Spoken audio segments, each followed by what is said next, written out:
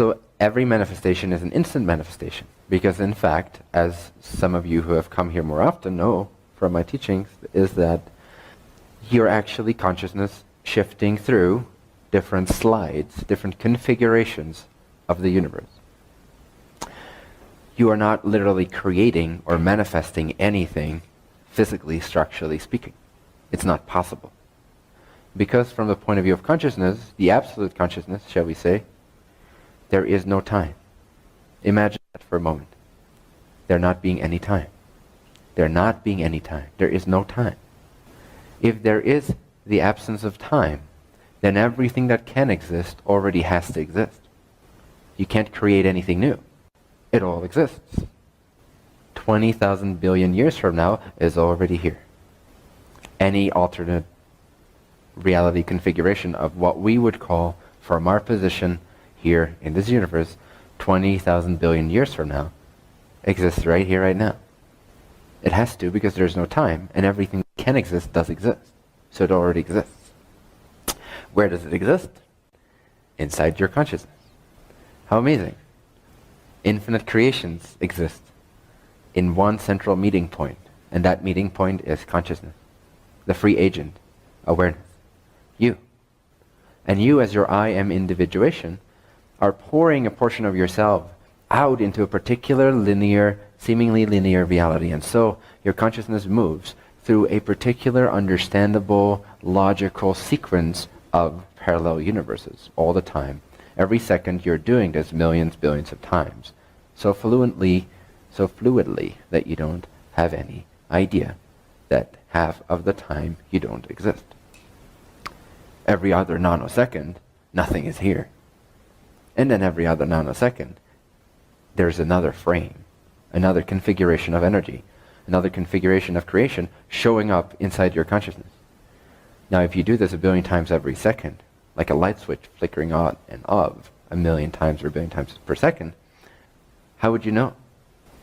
But once you get this, it starts to make sense, because movement, you start to instinctively know that movement is an impossibility. Change is not possible, structurally speaking. Change is not a possibility. Something that is cannot become something else. It's impossible. Very logical. Maybe not yet, but at some point. It will be very logical that something that is cannot become something else. It's impossible. A frame will always be that frame, and every parallel reality is in a timeless stasis. It already existed before you had any awareness of your sense of self. And it will always exist 20,000 billion years from now. It will still exist. Every reality you've ever experienced, and every reality you will ever choose to experience because it's relevant for you to experience that reality, already exists right here, right now, parallel to each other, inside of the I am, here now consciousness, which you share in, which you are, ultimately. Something that is cannot change. Yet we experience change, we experience movement. How is that possible if something can change? It's because we're not actually changing what is. We're shifting through an alternate configuration of what seems to be here, which implies that every nanosecond you have a 100% completely different body, and there's a 100% completely different sun, and there's a 100% completely different Milky Way galaxy that you're conscious of. Like a projector light shining through the pictures that together form a motion picture. It's not a movie, it's pictures in motion, although the pictures themselves are not in motion, but it generates the illusion of motion through pictures. Picture, picture, picture, picture, picture. Right now you have a 100% different body. That's the only way you can change. You can't grow your hair. It's not possible. You can only shift to a body that has a different configuration of the length of its hair.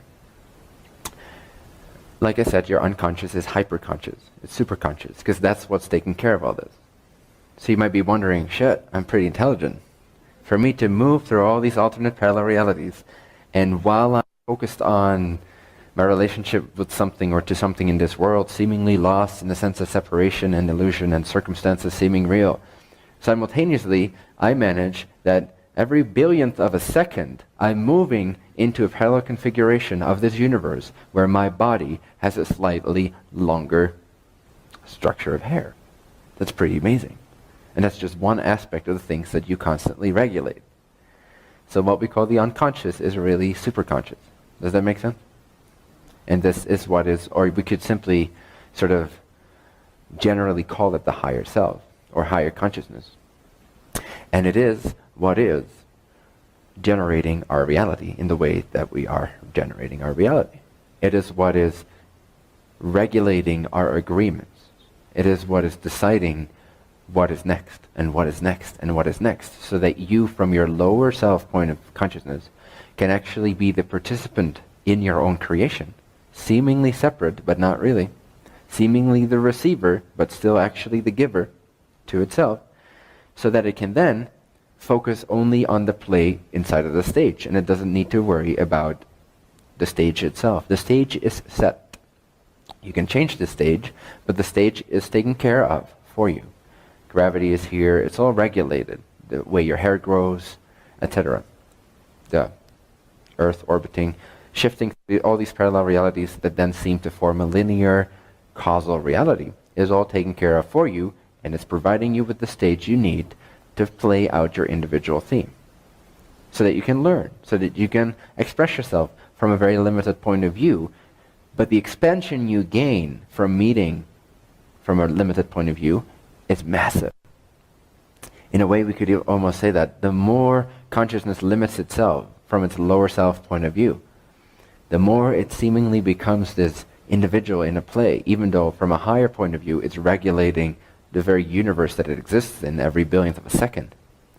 From this point of view, the learning that is extracted adds to the expansion of that soul consciousness, the I am consciousness, that is at the core of your individuation. We could call it soul. So if you wish to accelerate the manifestation or the attraction of an amazing life, you need to be in a state of changeability. You have to be able to wander within your own state of being. You have to be able to not tie how you feel to what shows up. It's very difficult for many people, very challenging. Yes. If you wish to accelerate the attraction of an amazing life within your movie, within your creation, which is all up to you, you deserve everything you desire because it's your creation, it's your theme, it's up to you. You have to be willing and able and conscious enough to not tie how you feel about yourself and about life to what is. What is should no longer dictate how you feel. What appears now should no longer be an indication of who you are. If you can detach your state of being from your circumstances, then your circumstances will continue to reflect you, and before you know it, you start to understand that you're not separate from your experience, you're not separate from your circumstances, but all they do is reflect you, never the other way around. They move through you, never the other way around.